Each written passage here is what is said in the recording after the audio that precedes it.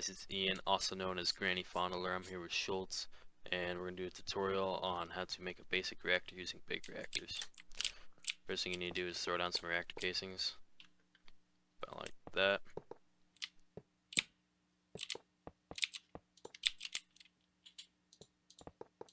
And you can make these about any size. You just need to have enough room for a reactor power tap, a controller, and an access port.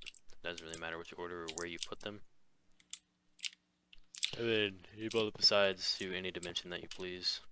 We're going to build those up just a few. And Direwolf 20, these make a retarded amount of power to use, like to convert into Buildcraft. So you can operate multiple cores off of a really small one of these.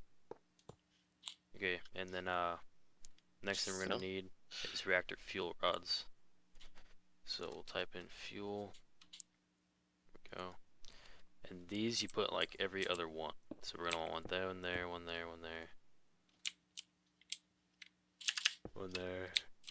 One there, one there. Oh, not one there. Damn it, Schultz. I did not do that. Alright, you're gonna bring up these up. Here, make this one more layer. Alright. And you bring these fuel rods up to almost the top level. Once you do that, you put the reactor control rods on top of those. Like so. And then you need, any block will cool these reactors. Like, you put coolant in between these, and any block will do it, but the one I like the best because it's relatively easy to make, yet like it cools really well, is Resident Ender. So to make that, you come over here, and you need a magma crucible and a fluid transposer, and you put ender pearls into the magma crucible, and that should smelt those into some Resident Ender. And then that pumps it into here, and then you just put a bucket right here, and it pulls it out. Once you get a bucket of that, you just pour it in like one layer down, like that, like that, like that, that, like that, and like that.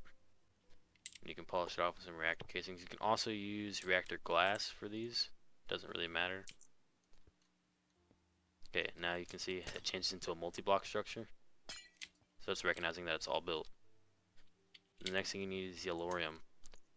Refined yellorium. You got some on you, Schultz? Put it in the reactor access port right here. I do not have any, but I can get some. Alright.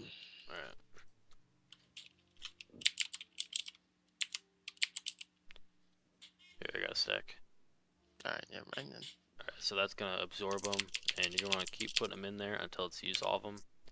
And what that's doing, like absorb that first stack, it's just filling up these fuel rods. See how you can like look in there and just barely see it.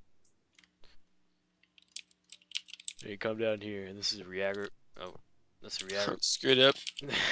Alright, that's a power tap. So, obviously, that's how you get power out of there. Schultz, we place the leadstone right on there. Okay, I'm pretty sure blue is receive, so we'll just change all sides to receive for right now. Yeah. And you come into here, alright? You have your casting heat, your core heat, and your energy buffer. So right now, it's the core's fuel, it's 100%. So you come down here to where it says activate reactor, and you turn that on. First thing it's going to do is going to heat up, and it should stop. Alright, it's going to eventually bounce out. And this is energy buffer right here. See, this is charging slowly. And I'll start absorbing this yellorite. And honestly, it's pretty efficient. And it's going to eject something called cyanide, I think. So I'm like bluing in that shit.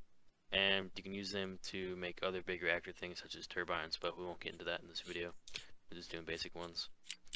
And as the core gets hotter, if you don't cool it, it doesn't like explode or anything. It just becomes less efficient.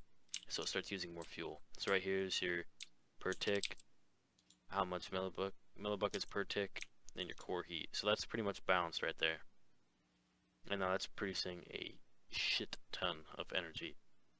And I don't even think we've used another. It's too much almost.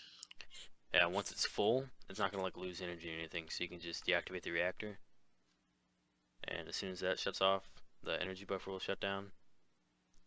But this will keep filling, obviously, from the energy buffer, because it can only pump out so fast. And that's your basic big reactor.